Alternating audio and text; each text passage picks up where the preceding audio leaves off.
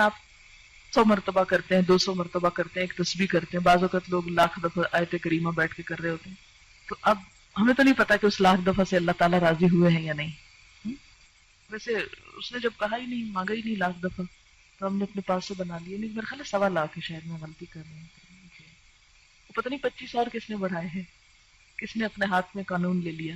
خیر, اب یہ ہے کہ ہم تو وہ کر ہی نہیں سکتے, تو ہم اللہ تعالیٰ سے یہ درخواست کرتے ہیں کہ یا رب ہم اتنی تیری تعریف کرنا چاہتے ہیں کہ جس سے تیری رضامندی حاصل ہو جائے, تو خوش ہو جائے. سبحان اللہ وبحمدہ عدد خلقہ ورضا نفسہ وزنۃ عرشہ ومداد کلماتہ. سبحان اللہ, پاک ہے اللہ, یا پاکی اللہ کے لیے ہے. وبحمدہ, اور ساتھ اس کی تعریف کے, یعنی اللہ کی پاکی بیان کرتا ہوں اس کی تعریف کے ساتھ.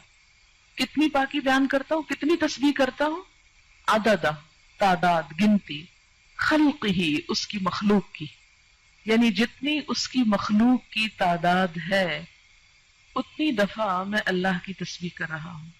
تو اب جب ہم تسبیح کرتے ہیں, جیسے تسبیح پڑھتے ہیں دانوں کے اوپر, ہم کہتے ہیں سبحان اللہ سبحان اللہ سبحان اللہ سبحان اللہ, یا انگلیوں کے اوپر پڑھ رہے ہیں آپ, تو ایک وقت میں آپ کتنی دفعہ پڑھ سکتے ہیں؟ مثلا 1 منٹ میں چند دفعہ ہی پڑھیں گے نا.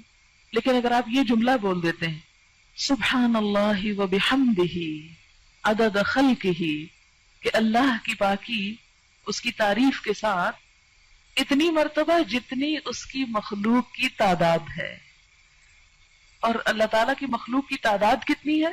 اللہ تعالیٰ خود فرماتے ہیں وَإِن تَعُدُّوا نِعْمَةَ اللَّهِ لَا تَحْصُوهَا, اگر تم اللہ کی نعمتوں کو گننے لگ جاؤ تم ان کو گن نہیں سکتے, ان کا شمار نہیں کر سکتے. تو ہم تو گن ہی نہیں سکتے. اسی لیے کہتے ہیں نا کہ کما ينبغي لجلال وجهك, جیسی ہونی چاہیے, ہم تو کرنے کے قابل ہی نہیں ہیں, ہماری تو زبان اس اہل ہی نہیں ہے.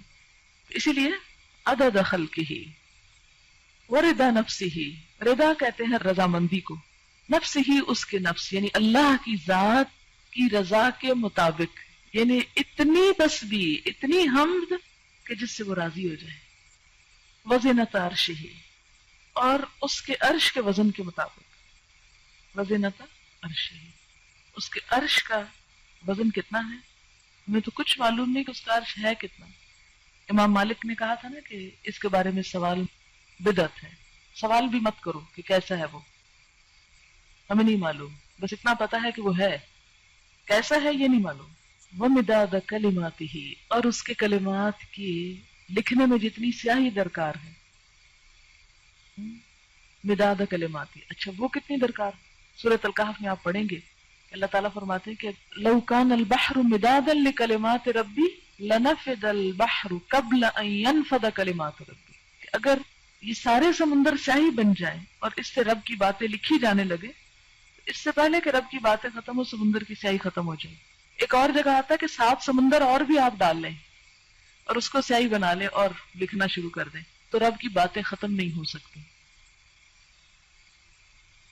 تو پھر اس کے لیے کتنی سیاہی چاہیے ہوگی, ہم تو اس کے بارے میں امیجن بھی نہیں کر سکتے. فرمایا جتنی چاہیے وہ مداد کلمات, کہ اس کے کلمات جتنے ہیں ان کو لکھنے کے لیے جتنا وہ مٹیریل چاہیے اس سب کے برابر. سبحانک اللہم و بحمدک اشہد ان لا الہ الا انت استغفرک و اتوب الیک. السلام علیکم و رحمۃ اللہ وبرکاتہ.